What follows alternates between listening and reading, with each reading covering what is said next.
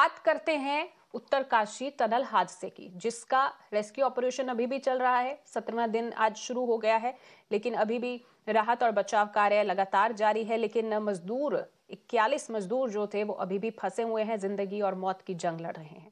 वहीं परिजन भी राह देख रहे हैं कि आखिर कब मजदूर बाहर आएंगे। रेस्क्यू अभियान में लगी मशीनों के खराब हो जाने से टीम को और वक्त लग रहा है। ड्रिलिंग के दौरान ऑगर मशीन खराब हो गई थी, जिसके ब्लेड को निकालने में लगभग 2 दिन लग गए। वहीं दूसरी ओर rescue team rat hole drilling के लिए प्लान बना रही है। रेस्क्यू अभियान में लगे अधिकारियों के मुताबिक रैट होल ड्रिलिंग एक धीमी और कठिन प्रक्रिया है। इस बीच मौसम विभाग ने कहा कि रेस्क्यू टीम को अगले 2 दिनों में कठिन मौसम की स्थिति का सामना करना पड़ सकता है। तमाम चुनौतियों के बावजूद रेस्क्यू के अधिकारियों ने कहा कि ड्रिलिंग प्रक्रिया सकारात्मक रूप से आगे बढ़ रही है। 30 तारीख तक वर्टिकल ड्रिलिंग पूरी हो सकती है।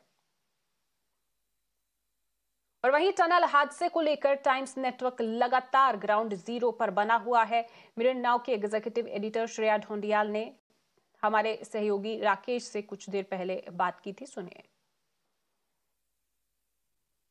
अब देखिए, मौसम का जो हाल होगा, स्नोफॉल होगी तो होगी, बारिश होगी तो होगी, उसका कुछ कर तो सकते नहीं है। और ये बात आपने बिल्कुल ठीक कहा कि ये ऑफिशियल्स को पता है, क्योंकि डेली जो 3 बजे ब्रीफिंग होती है, तो 3 बजे की ब्रीफिंग में ये सवाल किया गया था, तो उन्होंने कहा था कि yes we are know about this and we are concern about this. तो हम उस हिसाब से प्लान कर रहे हैं, उसको कितना मिनिमाइज किया जा सके, काम उससे इफेक्टेड ना हो बहुत ज्यादा, तो इस पर हम लगातार काम कर रहे हैं। मैं अब अपडेट करता हूं, और दरअसल मुश्किल क्यों खींचा इस पर मैं थोड़ी सी जानकारी दे दूं।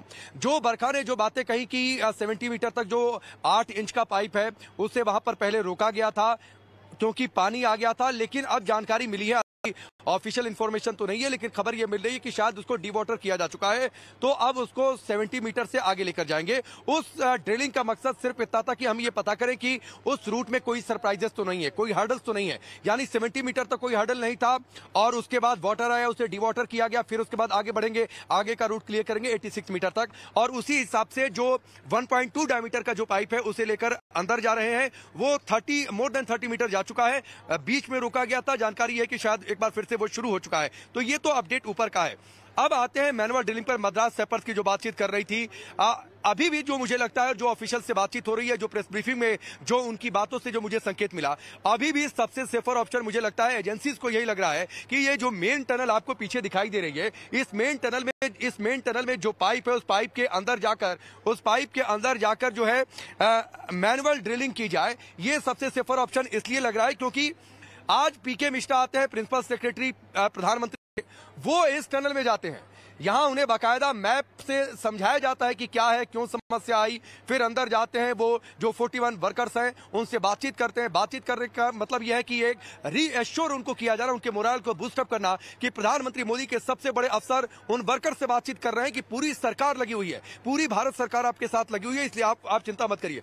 अब मैं आता हूं एक छोटा सा डिमोन्स्ट्रेशन कि क्यों ये प्रोसेस पूरा डिले हो रहा है। तो ये मैं आपको दिखाता हूं, ये तस्वीर के जरिए, और उसके बाद मुझे लगता है कि शायद जो है दर्शक समझ पाए, आप भी समझ पाए। ये एक प्लास्टिक बोतल है जिसे मैंने दोनों साइड से कट कर रखा हुआ है। इसे आप समझिए कि ये पाइप है। इसके इस साइड पर जो ब्लेड का हेड था वो फंसा हुआ था, और ये मान लीजिए कि ब्लेड है, ऑगर का ब्लेड है, ये इस तरीके से इसके अंदर फंसा हुआ है। अब इसके साथ जो प्लाज्मा कटर आता है, तो सबसे बड़ी चुनौती ये थी कि वो इसके सिर्फ ऊपरी हिस्से को, यानी शाफ्ट को काट सकता था। तो प्लाज्मा कटर लेकर एक इंसान इस पाइप के अंदर घुसता है और इसके शाफ्ट को कट करता है। अब इसके शाफ्ट को मैंने हटा दिया, बचा इसका ब्लेड को काटता है, माफ करिएगा। अब इसके शाफ्ट सेंटर पार्ट बचे। अब गैस कटर लेकर एक आदमी जाता है, फिर इसके सेंटर वाले पार्ट को काटता है। अब सबसे बड़ी जो चुनौती ये थी, दोपहर तक ये स्थिति थी कि पूरी ब्लेड तो निकाली जा चुकी थी, लेकिन उसका हेड अभी बचा हुआ था। तो यहां से सुबह 1 मीटर पाइप काटा गया, फिर 0.9 मीटर और काटा गया, 1.9 मीटर पाइप और छोटा हो गया, तब उसके शाफ्ट का रास्ता क्लियर हुआ। अब 3 मीटर का एक पाइप वेल्ड करके रखा हुआ है, उससे अंदर लेकर जाएंगे। चुनौती इतनी सिर्फ नहीं है, चुनौती यह है कि अब आगे कैसे बढ़ेंगे। अब इसको आप एज्यूम करिए कि ये मलबा हुआ है, ये मलबा है, और यहां तक हम पहुंचे हुए हैं। अब एक चुनौती यह है कि आगे हम कैसे बढ़ेंगे, सैपर्स कैसे कट करेंगे। एक जो रास्ता मुझे लगता है एजेंसी को समझ में आता है कि हैंड ड्रिलर अपने साथ लेकर जाएंगे और ऐसे ड्रिल करेंगे, पूरा मलबा नहीं निकालेंगे, सिर्फ एक सर्किल में ड्रिल करेंगे। अंदर जितनी जगह बन सकती है, जितनी उसकी ब्लेड की, हैंड ड्रिलर की जगह होगी, वो अंदर यहां पर जो है ड्रिल करेंगे। इसके बाद मान लीजिए कि मीटर उन्होंने ड्रिल कर दिया। आधा मीटर पाइप फिर पुश किया जाएगा, वो निकलेंगे, आधा मीटर पाइप पुश होगा। अब यानी इतने आधा मीटर का मलबा वो पाइप के अंदर है, फिर उसके बाद जाएंगे उस मलबे को वो बाहर निकालेंगे, मलबा बाहर निकल गया, फिर अंदर जाएंगे, फिर उसके बाद हैंड ड्रिल करेंगे। तो ये प्रोसेस थोड़ा सा लेंदी है, बहुत ज्यादा। एक वर्टिकल ड्रिल की जो बातचीत चल रही है, अब ये देखिए कि बीच में अगर मान लीजिए कि इसके ठीक बीचों बीच वर्कर यहां पर फंसे हुए हैं, तो एक ड्रिल यहां से हो रही है और ठीक उनके पीछे उनके जहां पर वो मौजूद हैं, चूंकि वो 2 किलोमीटर का एरिया है, तो उनसे ये कहा गया है, चूंकि ये साइड आप जो देख रही हैं, ये साइड है सिलक्यारा साइड और इसके पीछे बरकोट साइड। अब सोचिए ये सिलक्यारा, ये बरकोट, यहां पर 2 किलोमीटर का स्पेस जहां पर वो वर्कर्स फंसे हुए हैं, उनसे ये कहा गया है कि अब बरकोट की साइड रहिए, ताकि हम ऊपर ड्रिल कर रहे हैं तो वो एरिया सेफ रहे, आपको कोई नुकसान ना हो। तो ये कोशिश है कि यहां से इसके अंदर उतरा जाए और यहां से इनको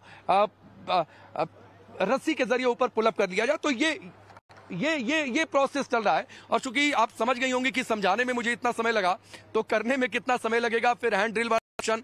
लेकिन मुझे अभी भी लगता है कि सबसे सेफर ऑप्शन, पानी अभी आया, आगे कितना पानी आएगा नहीं आएगा नहीं पता। तो ये सारे चैलेंजेस हैं।